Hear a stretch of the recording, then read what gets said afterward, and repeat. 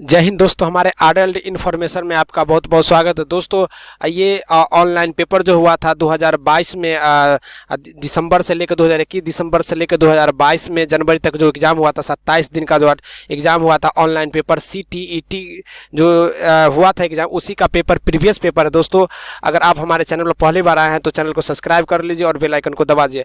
दोस्तों ये पेपर जो है कहीं भी आपको देखने को नहीं मिलेगा यूट्यूब पे, पहली बार जो हम लेके आए हैं। तो ये प्रीवियस पेपर है, आप दोस्तों आपको इसको देख सकते हैं।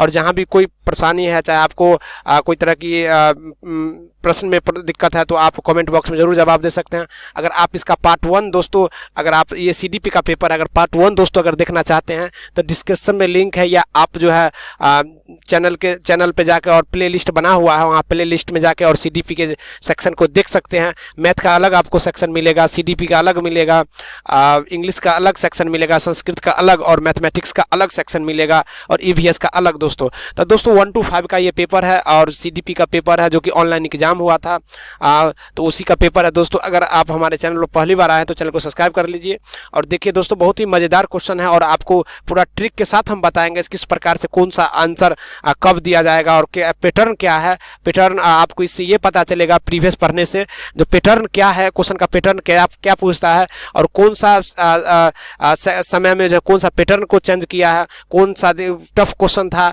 कौन सा दिन जो है नॉर्मल क्वेश्चन था और हार्ड क्वेश्चन कौन था। तो दोस्तों ये सभी जानकारी आपको इस वीडियो में मिलेगा और अब ये प्रश्न से आपको पता चल जाएगा। तो हमारे चैनल को सब्सक्राइब कर लीजिए और बेल आइकन को दबा दीजिए। चलिए दोस्तों, क्वेश्चन नंबर 16, ये CDP का सेक्शन है दोस्तों। 15-16 से हम शुरू कर रहे हैं। 1 से लेकर 15 तक आप पार्ट 1 में देख सकते हैं कि डिस्क्रिप्शन में लिंक दिया गया है, आप वहां जाकर देख सकते हैं। दोस्तों निम्नलिखित में से कौन सा कथन प्राथमिक शिक्षा में समावेशन की भावना का सटीक रूप का वर्णन करता है। दोस्तों यहाँ पर सटीक रूप का वर्णन करता है, भावना का सटीक रूप का वर्णन करता है। तो पहला ऑप्शन है दोस्तों, शिक्षक को विशेष शैक्षणिक आवश्यकताओं वाले बच्चे से कोई अपेक्षा नहीं होती है। दोस्तों कोई अपेक्षा नहीं होती, शैक्षणिक आवश्यकताओं वाले बच्चे से शिक्षक को कोई आवश्यकता नहीं होती है। दोस्तों ये ऑप्शन बिल्कुल गलत है, ये ऐसी बात नहीं है। शिक्षक कुछ जाति समूहों के बच्चे को प्रति पूर्वाग्रह रखता है या रखते, बिल्कुल नहीं। कुछ जाति के जगह जो है ये भी जो है ये गलत है। एक शिक्षक का जो है ऐसे गुण नहीं होते, जाति समूह को बच्चे को प्रति जो है वो नहीं ऐसा कर पाते हैं। चलिए दोस्तों ऑप्शन नंबर हम 3 पर देखते हैं।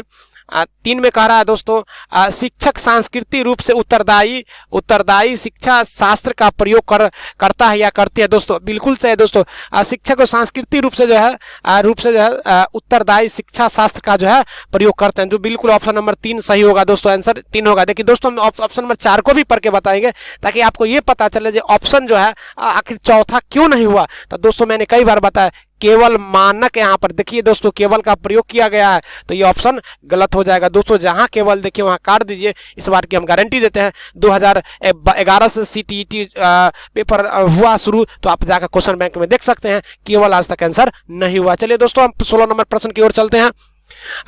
अभी कथन दोस्तों, ऑप्शन कथन में कह रहा है A में, शिक्षक को सभी बच्चों को के पूर्ण अर्थपूर्ण सीखने के लिए अधिगम के विविध मौके मुहैया कराने चाहिए।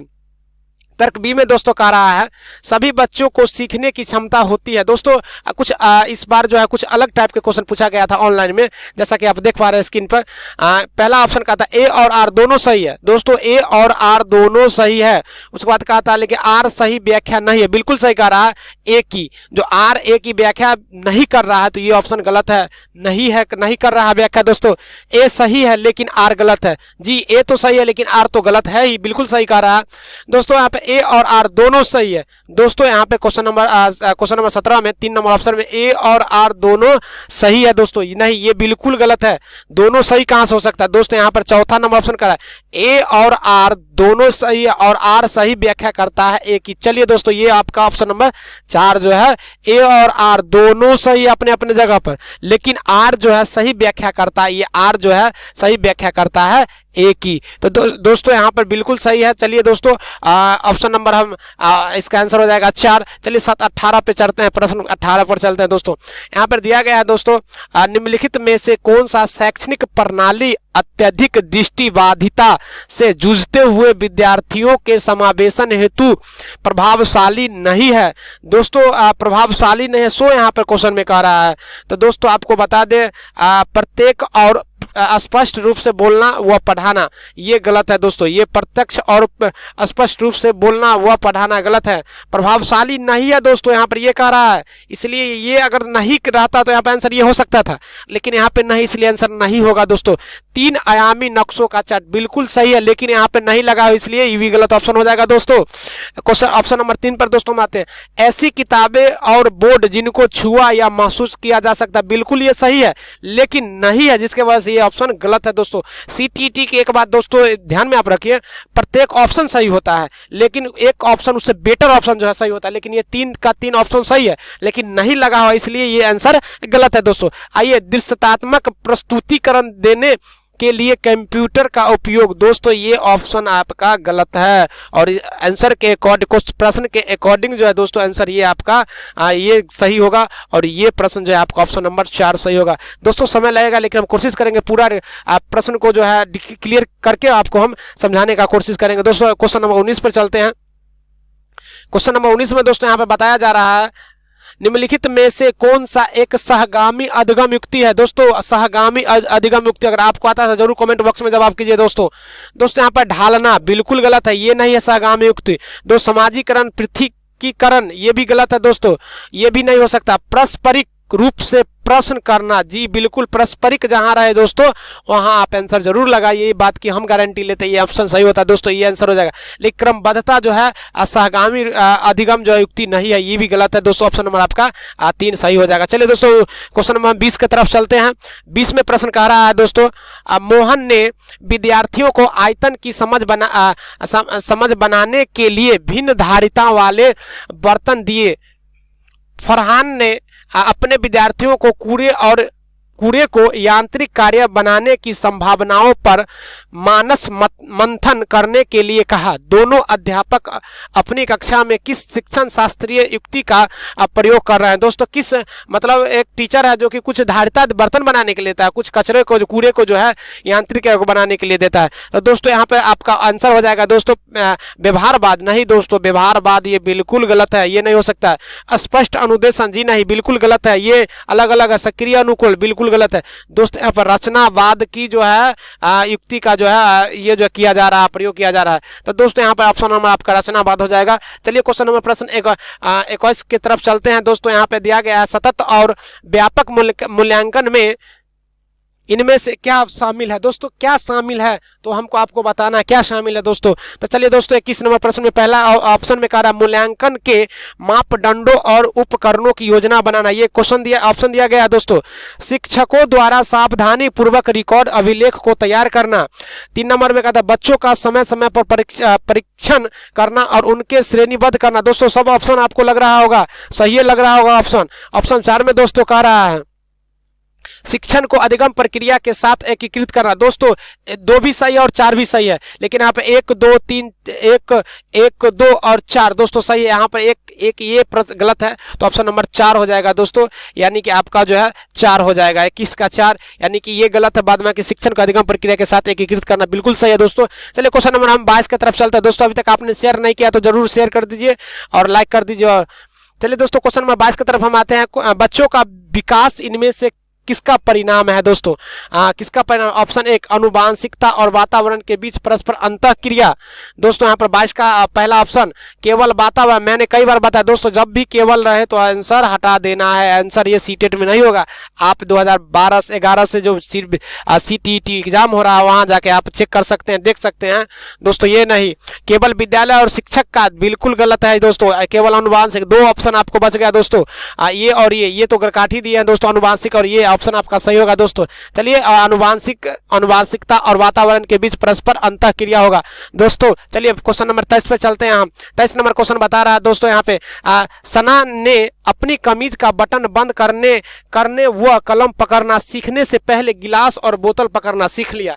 एक लड़की है या लड़का होगा सना नाम की, वो जो है शर्ट का बटन बंद करने और कलम पकड़ने से पहले जो है गिलास और बोतल को जो है पकड़ना दोस्तों वहाँ पे सीख लिया है। तो दोस्तों उसके बाद का यह उदाहरण किस ओर संकेत करता है दोस्तों, किस ओर जो है संकेत करता है? तो दोस्तों विकास का क्रम अनिश्चित है, बिल्कुल गलत है, गलत ये ऑप्शन है। विकास एक आयामी होता है, नहीं, विकास बहुआयामी होता है दोस्तों।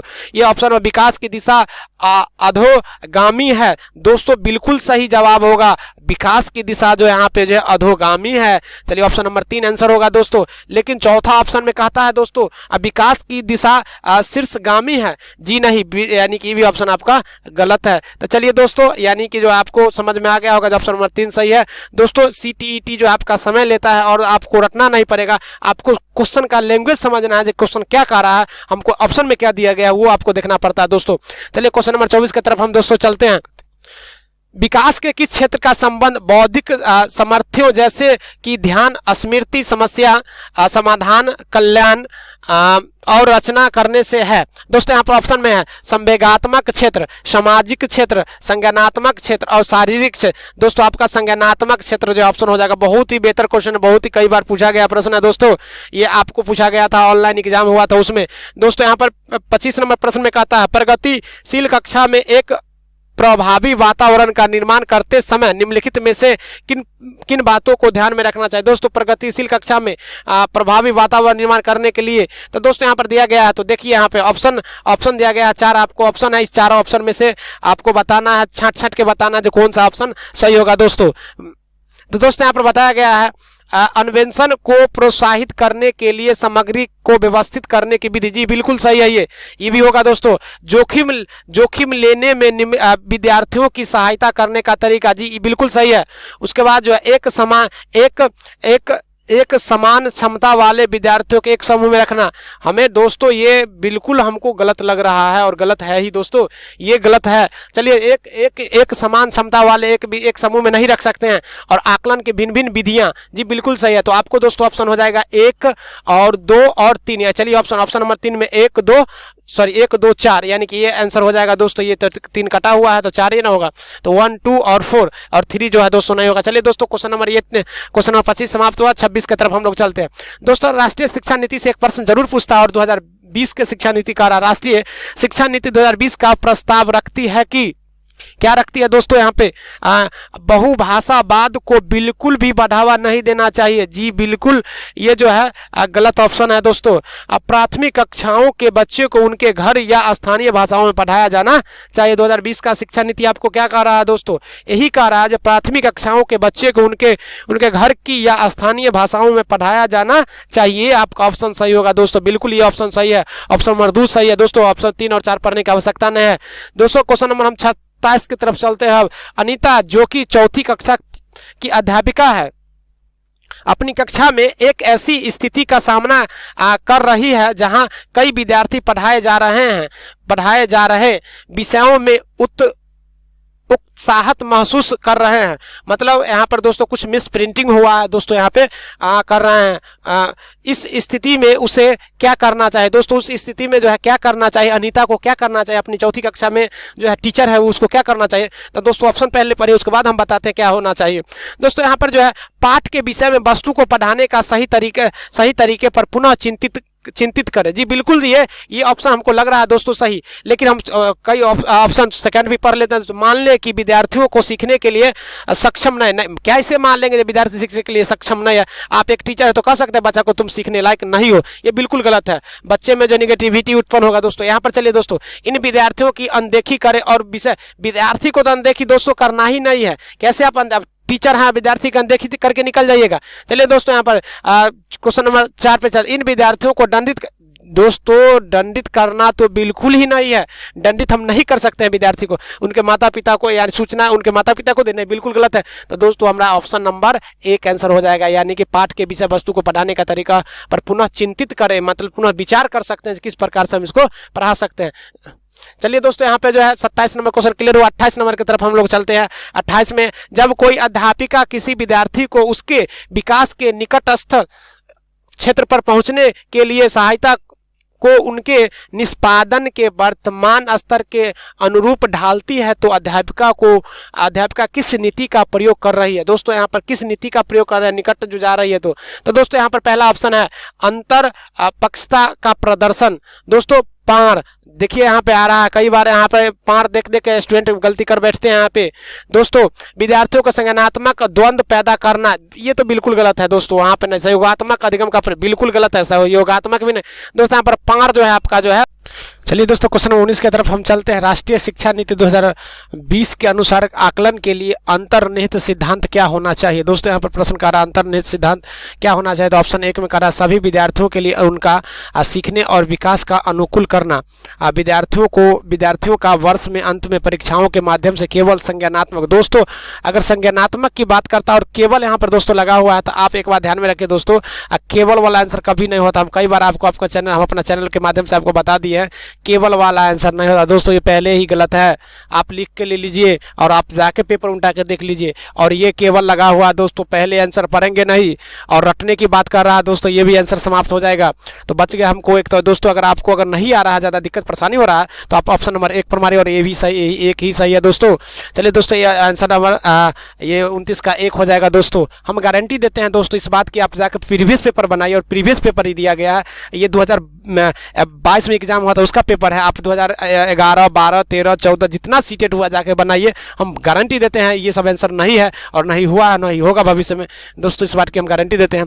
अगर हमारे चैनल पर पहली बार आए तो जरूर दोस्तों चैनल को सब्सक्राइब कर लीजिए, और इससे बेटर क्वांटिटी जो हम दोस्तों आपको लेकर आएंगे। और दोस्तों दूसरी बात हम आपको ये भी बता देते हैं, जो अगर आप हमारे टेलीग्राम पर ग्रुप डिस्क्रिप्शन लिंक दिया गया, आप वहाँ जाके अगर ज्वाइन करते हैं तो आपको हम PDF ये डाल देंगे, आप लोग वहाँ निकाल के आप देख सकते हैं PDF। तो दोस्तों अगर हाँ फेसबुक चैनल को हमारे सब्सक्राइब कर लीजिए, और आप जो है टेलीग्राम को फॉलो कर लीजिए, और जो है लिंक दिया गया है। अगर आप और भी सारा वीडियो चला देखना चाहते हैं प्रीवियस पेपर का जो कि ऑनलाइन कंप्यूटराइज हुआ है, तो आप जो है डिस्क्रिप्शन लिंक दिया गया है, प्लेलिस्ट बना हुआ है, आप वहाँ जाके देख सकते हैं। और जरूर आप दोस्तों एक शेयर जरूर कर दीजिए, हम आपके लिए बेटर कंटेंट जो है हम ढूंढ के आपके लिए लाएंगे। और आपको इस बात की आश्वस्त हुई है, आपको हम गारंटी देते हैं इसी चैनल के माध्यम से आप एक दिन सीटेट पास करके और आप शिक्षक जरूर बनिएगा, और हमको जो धन्यवाद के पात्र आप जरूर दीजिएगा। तो चलिए दोस्तों क्वेश्चन नंबर 30 की तरफ हम चलते हैं।